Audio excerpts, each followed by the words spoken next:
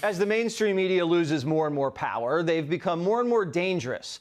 They employ pockets of character assassins, so-called journalists, who slander those threatening their power and profits. Usually outsiders are their targets, falsely framing them as traitors, racists, and even rapists, with sleazy innuendo destroying brands and families with no remorse. Barstool Sports' Dave Portnoy was in the crosshairs this week. One of the nastiest publications around, Business Insider, wrote a hit piece about Portnoy, insinuating a few of his sexual encounters crossed the line. But the writer, Julia Black, didn't present a shred of evidence that a crime was committed. Portnoy, who's not married, was just smeared as a sexual scoundrel and was forced into doing damage control over a seemingly questionable and manufactured scandal. And while Portnoy was asking for fair treatment, Business Insider was attempting to peel away Barstool advertisers. You're looking at the anatomy of a modern-day media kill shot. Make no mistake, this is a kill shot aimed at Dave and Barstool Sports, a company he started from scratch and now a new major player in the media, sports, and betting world. Because Portnoy had loyalty, facts, and a platform to present them, he survived the kill shot. If anybody looked at the details of this case, the details of this article, my reaction to it, the facts of it, you would realize that there's nothing there. I got accused of rape. That's my life. Like, that's as horrific a crime as you can be convicted of, all right, and accused of. I got accused of it with, so far, in 8.5 months, 2 sources that I was able to disprove in 3 days. He laid out text messages and videos blowing gaping holes in the hit piece. Not everybody's as fortunate to be in that position, though, which is why these kinds of episodes can be so scary.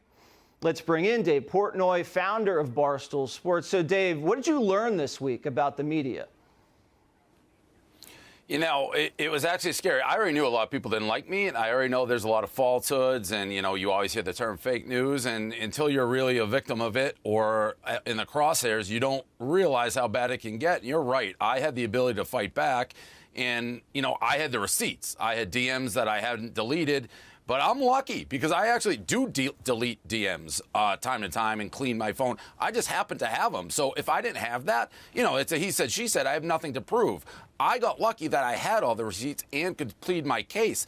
But if I didn't, I'd be at the mercy of what people thought about me. It would be he said, she said. It's a scary, dangerous game. I've also seen the second the article was printed with these salacious headlines, every single person who didn't like me, the blue checkmark brigade that I call them, all retweeted it. Dave's awful. This is what we expected.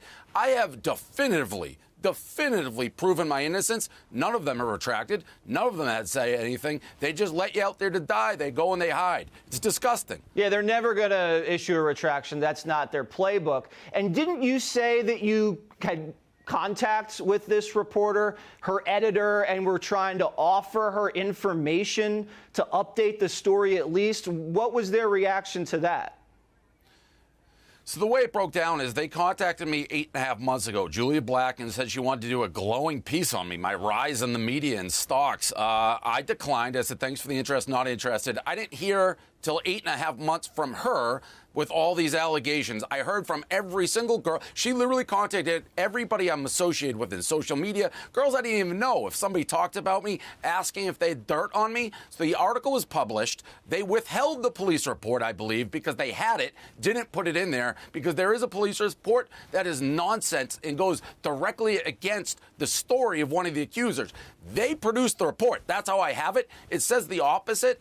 All these facts came out. I reached out. I said, hey, Business Insider, Julia Black, Nicholas Carlson, the CEO, Henry Blodgett, let's sit down. You bring your own cameras. You can record so nobody can edit anything. Bring as many people as you want. Let's have a discussion. I want to ask, how can this be true if this says something totally different? They haven't said a word. They have not responded at all. No response. At all since these accusations. No, print and run. Print and run.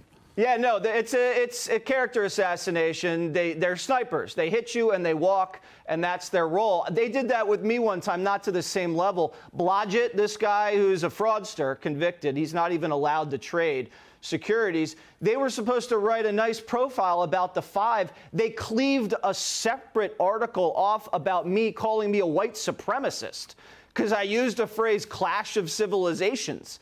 That was just enough to just slander me as a white supremacist, and that's how they run. Dave, you were different, though, because nobody can usually do this unless they have a platform like you, like me. Most people get hit like this with a ton of bricks, and they're canceled. They're done. I'll give you the last word.